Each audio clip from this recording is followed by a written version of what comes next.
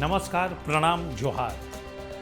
गुरु जी की अंतिम यात्रा जिस दिन नेमरा के लिए प्रस्थान की रांची से, लाखों की भीड़ थी और उस भीड़ में आप लोगों की जो दुर्दशा हुई, प्रकृति भी यूं कह ले कि कोई कहता था कि विपत्ति आ गई, प्रकृति रो दी, लेकिन दरअसल उसमें जो इंफ्रास्ट्रक्चर था यहाँ से लेके रांची से नेमरा तक लोगों को काफ़ी परेशान किया और यह बात दिल में चुभ गई हेमंत जी को और वो लगातार हेमंत जी ने उस चीज़ को सुधारने की कोशिश की और मैं भी नेमरा गांव में जब गया और कोशिश की हकीकत जानने के लिए, तो ये तमाम चीज़ें उभर के सामने आई। आप जो ये देख रहे हैं कि 11 जनवरी 1944, यानी कि आप समझ सकते हैं कि आज से लगभग 70-71 वर्ष पहले यह जो गांव था वो कैसा होगा, नेमरा, जहां गुरुजी ने जन्म लिया था।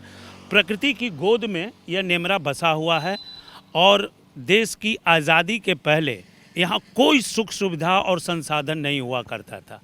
वर्तमान में जब यह क्षेत्र अभी भी बुनियादी सुविधाओं को तलाश रहा है, तो वैसी परिस्थिति में आप 1944 के दृश्य को एक बार सोच करके देखिए और उस समय एक अति साधारण आदिवासी परिवार में संथाली परिवार का एक बच्चा जन्म लेता है जिसका नाम आगे चलकर दिशोम गुरु होता है।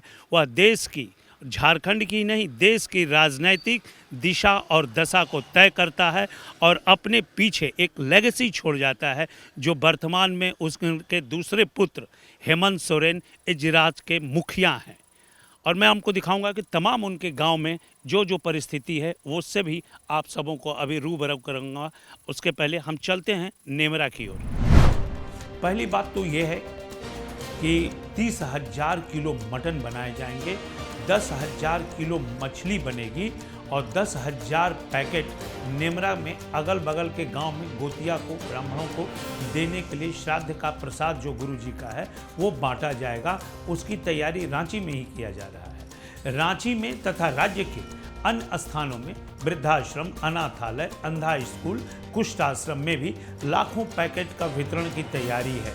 लगभग 48 डीएसपी, 12 आईपीएस, 10 आईएएस, कई विभागों के कमिश्नर तथा 5,000 से ज़्यादा कांस्टेबल रांची और वहां पर उपस्थित हैं और पूरी सुरक्षा की देखरेख कर रहे हैं।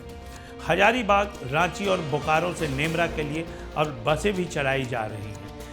4 हेलीपैड बनाए गए हैं। 10,000 वाहनों को खड़ा करने की पार्किंग और पार्किंग से गुरु जी के आवास तक लगभग 1.5 किलोमीटर तक के लिए 100 से ज़्यादा बैटरी वाली स्कूटर और रिक्शा का भी प्रबंध किया गया है। यही नहीं, गोला प्रखंड से नेमरा गांव तक की कुछ अस्थाई और कुछ अस्थाई तस्वीर अब बदल के रख दिया है हेमंत सरकार ने।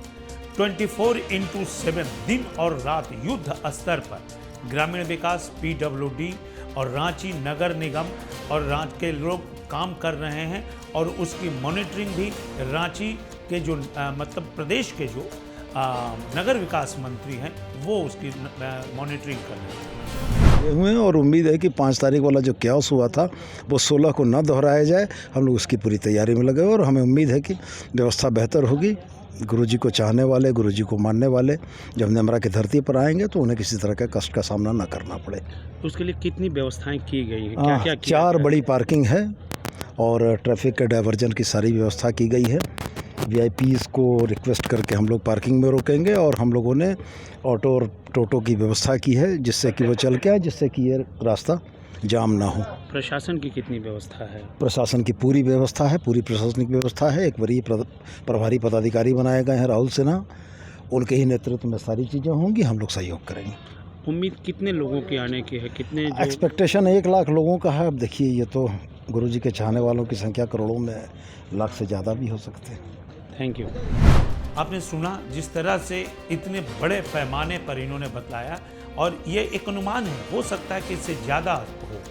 दल बल के साथ युद्ध स्तर पर आप देख सकते हैं कि सभी जगह टेंट से लेकर के व्यवस्था से लेकर खाने की व्यवस्था से लेकर के दर्जनों ट्रक किराना के यहाँ पर मंगवाए गए हैं और 35 से 40 किलोमीटर की जो सड़कें हैं उनकी चौड़ीकरण, उनका मरम्मतीकरण लगातार हो रहा है।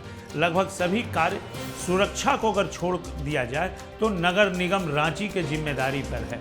अस्थायी पड़ाव, स्टैंड, पार्किंग और 10 किलोमीटर तक सड़क के किनारे हाई मास्क बिजली की व्यवस्था की गई है। आज नेमरा लोगों के जुबान पर है। सभी राज्यों के सीएम, डिप्टी सीएम, प्रधानमंत्री, राष्ट्रपति तथा रक्षा मंत्री राजनाथ सिंह को भी निमंत्रण भेजा जा चुका है और गठबंधन के लोगों की आने की प्रबल संभावना है।